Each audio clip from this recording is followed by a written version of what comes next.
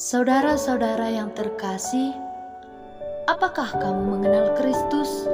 Sejauh mana kita mengenal Kristus? Mungkin kita sering bertanya-tanya dalam hati dan pikiran kita, siapakah sebenarnya Kristus itu? Dan karya apa yang dilakukan sehingga banyak sekali orang yang percaya kepadanya dan mengakui bahwa Kristus adalah juru selamat kita. Saudara-saudara yang terkasih, saya akan menceritakan dari kisah pengalaman yang terjadi dari teman kita. Sebut saja namanya Karina Manurung. Saat ini beliau berusia 18 tahun. Dia anak ketiga dari 3 bersaudara. Saya akan menceritakan untuk kita semua kisah pengalaman beliau. Dan sejauh manakah dia percaya dan mengenal Kristus dalam hidupnya? Tepat pada malam hari tanggal 20 Desember 2019, beliau mengalami kecelakaan dari sepeda motor akibat pasir sehingga dia tergelincir dan terjatuh. Akibat dari kecelakaan tersebut, beliau koma beberapa hari di rumah sakit akibat benturan yang sangat keras di kepalanya. Semua orang sudah pasrah melihat dengan keadaannya yang tidak mampu berdaya lagi, karena sebagian orang menganggap dia tidak dapat bertahan hidup lagi melihat keadaannya yang sangat parah tersebut. Sebelumnya, beliau sudah belajar naik CD dan akan naik CD. Meskipun dia sudah belajar naik CD, dia masih tidak percaya bahwa adanya Kristus dalam hidupnya. Setelah dia sadar, dia down dan tidak berdaya karena akibat kejadian tersebut. Bahkan sebagian dari keluarga masih tetap menyalahkan dia dengan kondisi yang dirasa. Dia merasa tidak ada Yesus dalam hidupnya. Bahkan dia menangis dan berpikir dalam hati dan pikirannya, di manakah Yesus? Kenapa aku harus mengalami ini? Dengan sakit yang dia rasakan seakan-akan dia juga sudah pasrah dalam hidupnya. Namun setelah beberapa hari dia berada di rumah sakit, ternyata masih ada orang yang sangat sayang dan mengasihi dia, yaitu ibu dan teman-teman terdekatnya sendiri. Mereka datang untuk menemani, bahkan mendoakan dia. Dan dia mulai bersyukur bahwa Tuhan itu baik. Dan ternyata mujizat itu ada, sehingga dia bisa sadar dan bisa melihat teman-temannya dan keluarganya. Kemudian setelah dia pulang ke rumah, dia kembali dimarahi, ditekan oleh sebagian keluarga, sehingga membuat dia kembali down dan tidak mempunyai pengharapan lagi. Namun di balik itu semua, perempuan hebat yang melahirkan, dia terus mendukung dan memberi semangat kepada dia. Saat itu, dia pergi ke kamarnya sendiri, duduk termenung dan melipat tangan, bahkan menutup matanya. Dia menangis dan dia mengatakan, di saat aku lemah dengan keadaanku saat ini, aku mulai memanggil namamu Tuhan dan berseru kepadamu. Selama ini saya kemana? Di saat aku mengalami kondisi saat ini terjatuh, saya memanggil namamu.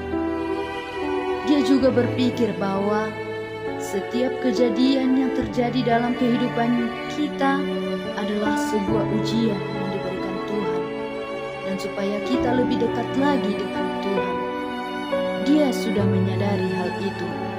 Mulai saat itu, dia tetap semangat dalam menjalani hidup tersebut dan berusaha untuk tersenyum, bahkan menghibur diri sendiri.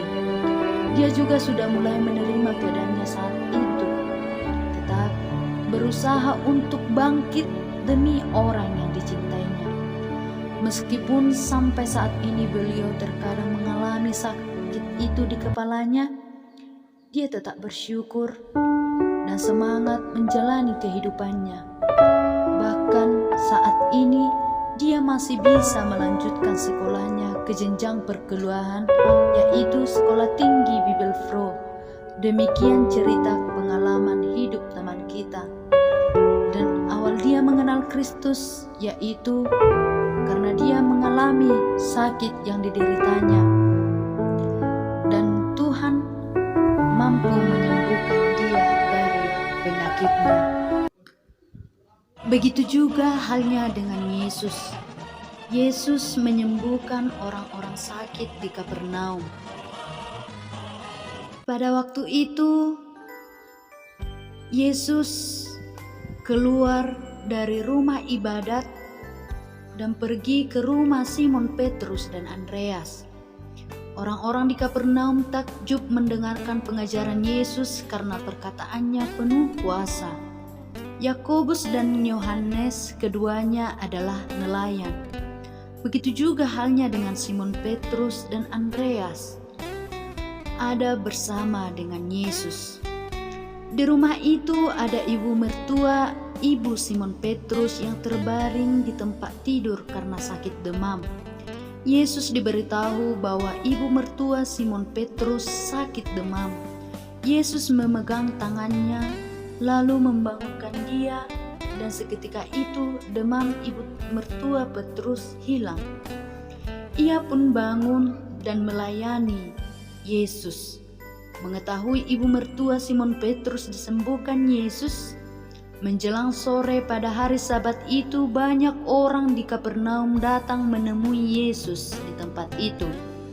Mereka juga membawa orang-orang yang kerasukan setan dan menderita berbagai macam penyakit lainnya. Dengan menumpangkan tangannya kepada mereka masing-masing, Yesus menyembuhkan orang sakit itu.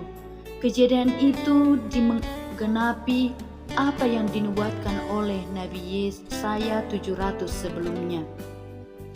Dialah yang memikul kelemahan kita dan menanggung penyakit kita.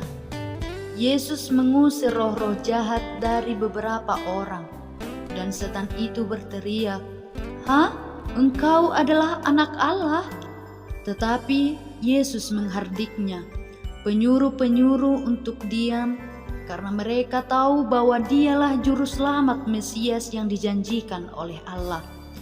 Keesokan harinya, Yesus pergi ke tempat yang sunyi, tetapi banyak orang mencari dia.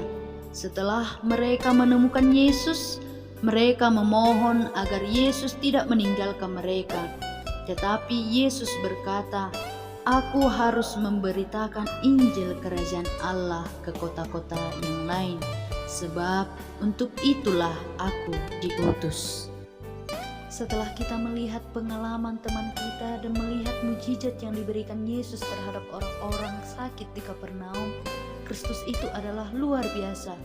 Kristus mampu melakukan karyanya yang tidak dapat diketahui oleh manusia sendiri. Di dalam kehidupan ini, manusia tidak mengetahui apa yang akan terjadi di hari akan datang. Akan tetapi, Kristus dapat menyelidiki semua langkah perjalanan hidup kita.